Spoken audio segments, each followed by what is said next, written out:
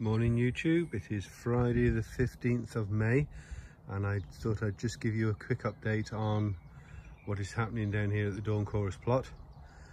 In the polytunnel,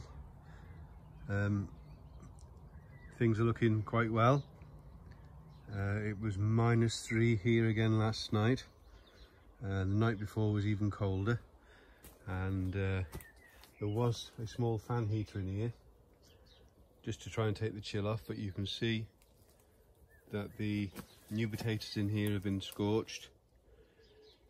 They're still standing, so they'll be okay, but it just goes to show this is a learning curve for me. It's my first year in a polytunnel, and I'm quite surprised at how low the temperatures do get inside.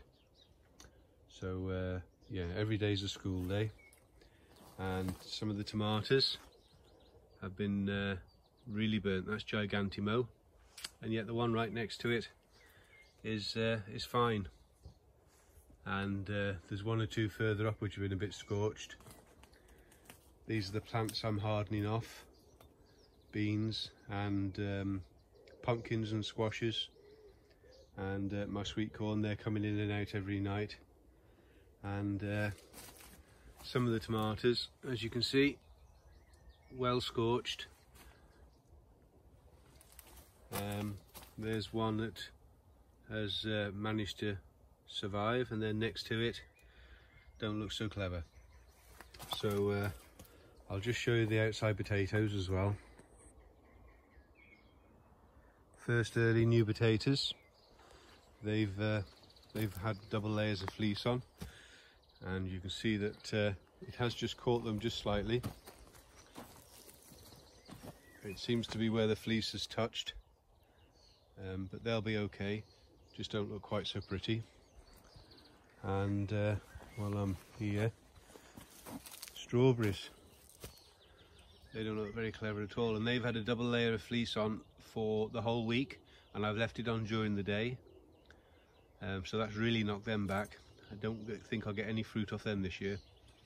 They've all got to regrow. Second early potatoes and main crop. These have also had a double layer of thick fleece on these had, and the main crop have been knocked back quite a bit. They will all come again. I have seen some terrible videos of some people's problems with the frost, and I really do feel for you.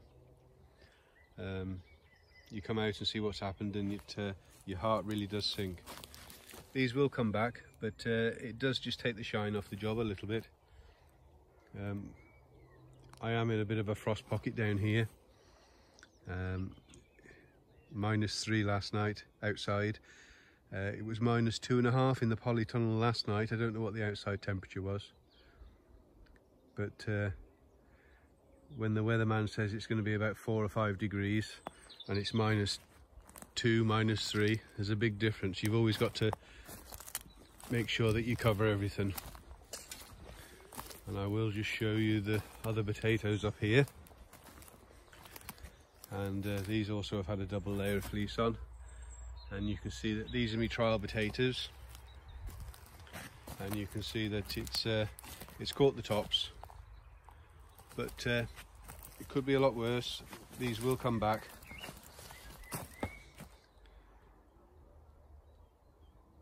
But like I say, it's just a bit disappointing.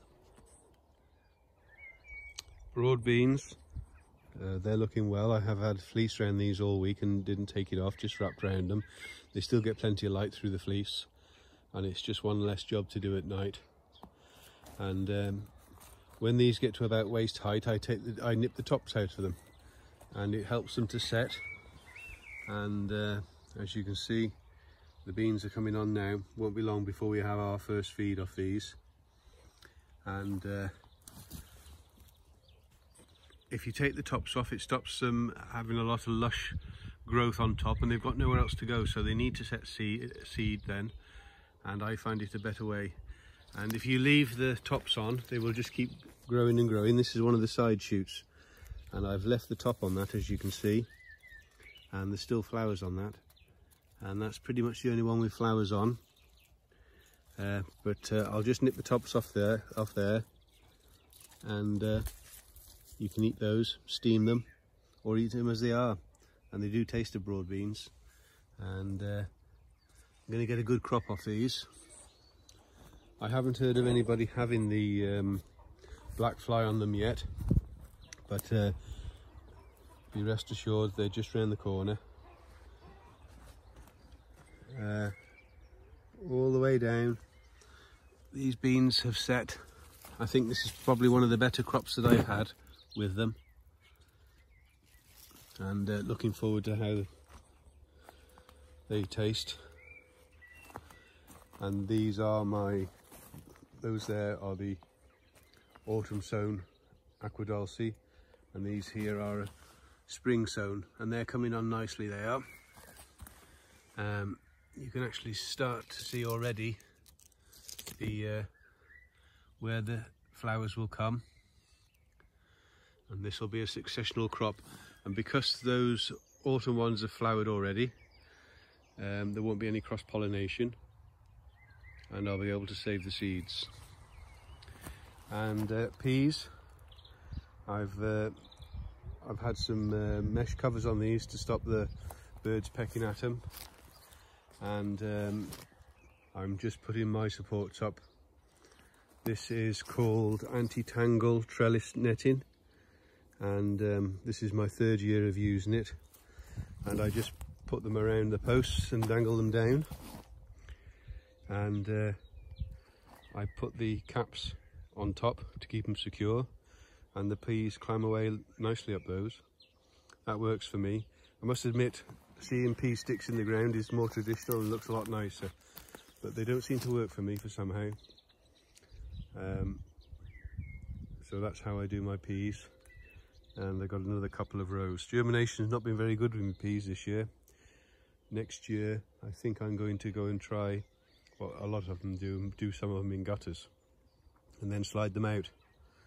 This is the second sowing, and it's a bit hit and miss really, quite a few gaps, but there'll be a crop there, and I'm going to try a couple of different ways of chitting them, some in a polythene bag with some damp compost, and different various ways. Hope you're all keeping well. We're in for a warm weekend and some better weather. Take good care everybody. Thanks for watching. Bye bye.